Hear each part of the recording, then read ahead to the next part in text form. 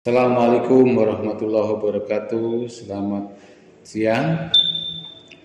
Baiklah para mahasiswa program studi PGSD di semester 3 ini, kita tidak terasa sudah memasuki sesi yang ke-11, pertemuan yang ke-11 berkaitan dengan mata kuliah manajemen kelas. Topik yang kita bahas adalah tata usaha kelas.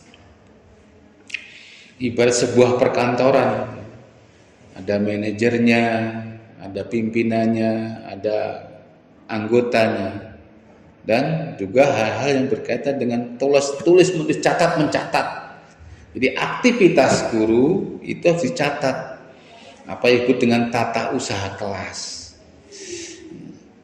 Apa sih pengertian tata usaha kelas? Merupakan kegiatan menyusun dan mencatat tentang segala sesuatu yang terjadi di dalam organisasi yang kecil di kelas tersebut, yang dipergunakan sebagai bahan laporan kepada teman sejawat, kepada pimpinan, terutama kepada pelaswah tentang apa yang telah dilakukan di kelas yang berkaitan dengan proses pembelajaran. Misalnya membuat kegiatan ulangan atau evaluasi harian, itu dirancang mana soalnya sudah diberikan kepada anak, dikerjakan oleh anak, kita nilai. Soal-soal tadi itu jangan sampai begitu sudah dipakai dibiarkan, masuk ke ada bank soal. Ini bank soal pertemuan 1, pertemuan 2, pertemuan 3, lalu hasil nilainya berapa, kita masukkan ke dalam katakanlah dokumen nilai. Jangan sampai ulangan-ulangan tidak direncanakan, mendadak ngambil dari buku saja tanpa melihat bagaimana menyusun soal yang baik, bagaimana kisi-kisinya. Itu semua perlu dicatat dokumen-dokumen, sebab ini akan ditanyakan ketika akreditasi sekolah. Akreditasi sekolah berarti mengakreditasi kelas. Nah, data-data ini jangan sampai hilang, harus terdokumenkan. Ada sekian dokumen-dokumen yang berkaitan dengan 8 standar itu. Standar isi, apa saja isinya di situ. Ini perlu penatausahaan di kelas sehingga guru mudah menyimpan dan menggunakan data tersebut. Adapun aspek-aspek kegiatan tata usaha ini memang guru itu luar biasa, guru kelas ya. Dia yang mengendalikan kelas, mengatur kelas, menyiapkan rancangan kelas, menilai kelas, luar biasa ini.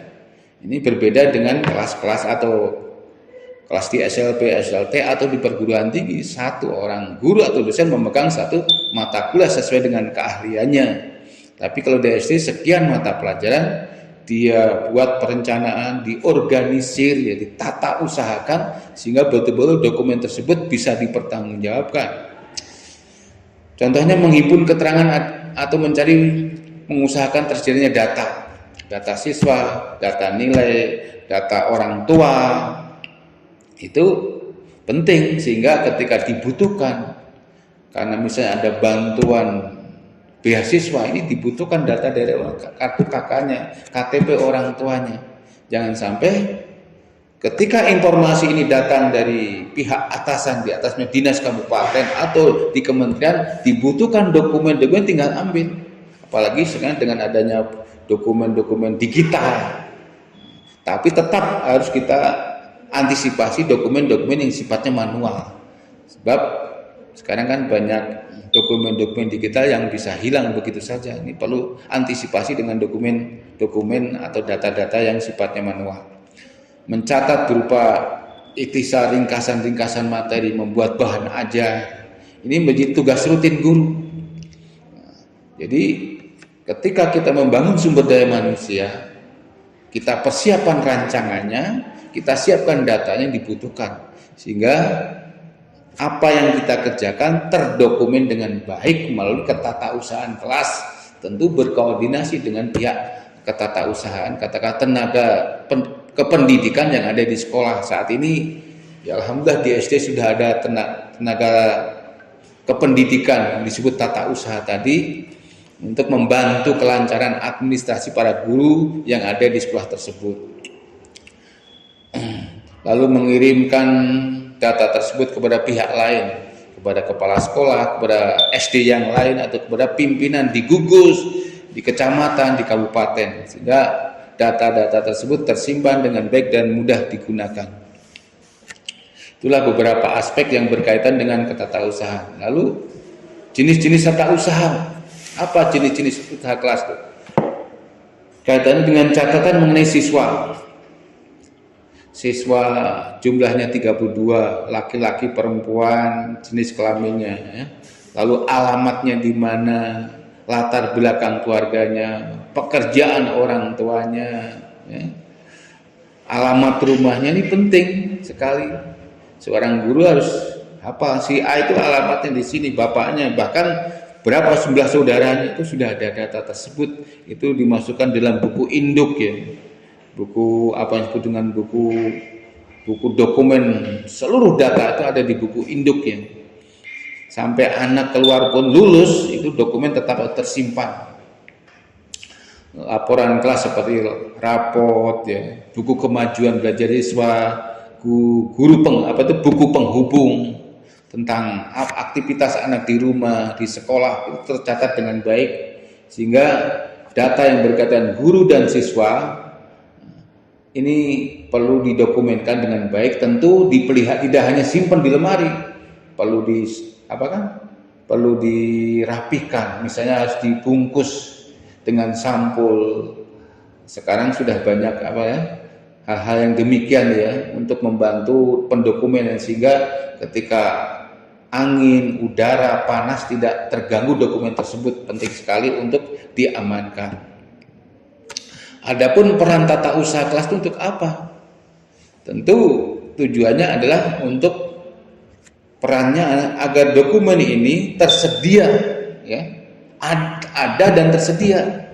Nah, ketika dibutuhkan oleh pihak lain, baik oleh guru sendiri, oleh anak, orang tua, atau pimpinan kita di atas, dengan mudahnya. Contoh, berapa APK APM SD tersebut, angka partisipasi kasar di SD tersebut.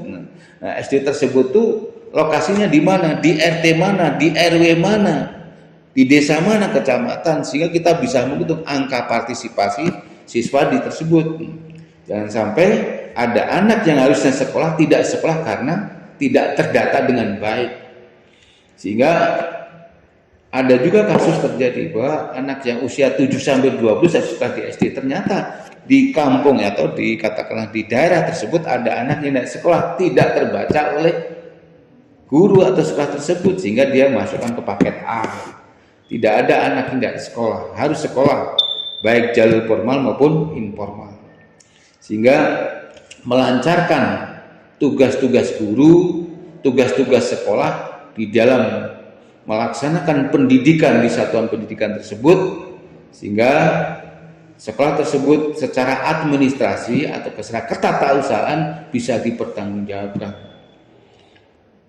Seperti di dalam beragama juga, artinya ketika orang ini sholat, buktinya mana? Buktinya nanti Allah akan tunjukkan. Jalannya kita menuju ke masjid, itu tanah-tanah yang kita lewati, lantai yang lewati akan jadi saksi. Itu bukti fisiknya.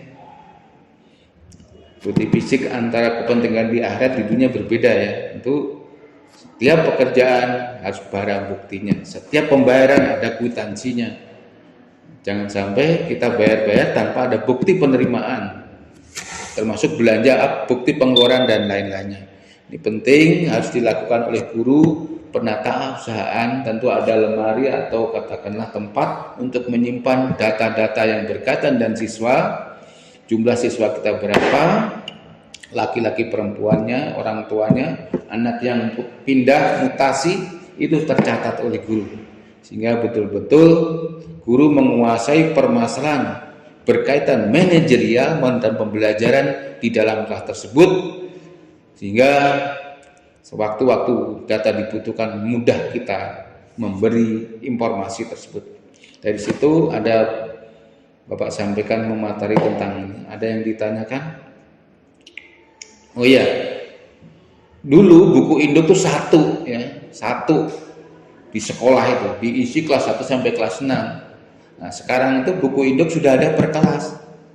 Ini kelas 1, berarti buku induk kelas 1 nanti itu saling ketika naik kelas 2 ya itu buku induk kelas 1 tadi diberikan ke guru kelas 2. Sehingga masing-masing punya dokumen sendiri secara rotasi ya, siklusnya seperti itu. Ketika kelas 1 naik kelas 2 mengikuti buku induknya. Sehingga data-data anak tersebut mana yang mutasi, yang keluar, yang DO akan ketahuan di situ. Ini pentingnya ketatausahaan di kelas untuk mendukung ketatausahaan di sekolah. Sebab dokumen sekolah itu muncul dari kelas-kelas tadi, kelas 1 sampai kelas 6. Jadi perlu diperhatikan agar calon-calon guru ke depan mengadministrasikan sebuah apa yang dilakukan. Itu saja yang Bapak sampaikan. Terima kasih. Selamat belajar terus sehingga kalian mampu untuk menggapai cita-cita. Terima kasih. Assalamualaikum warahmatullahi wabarakatuh.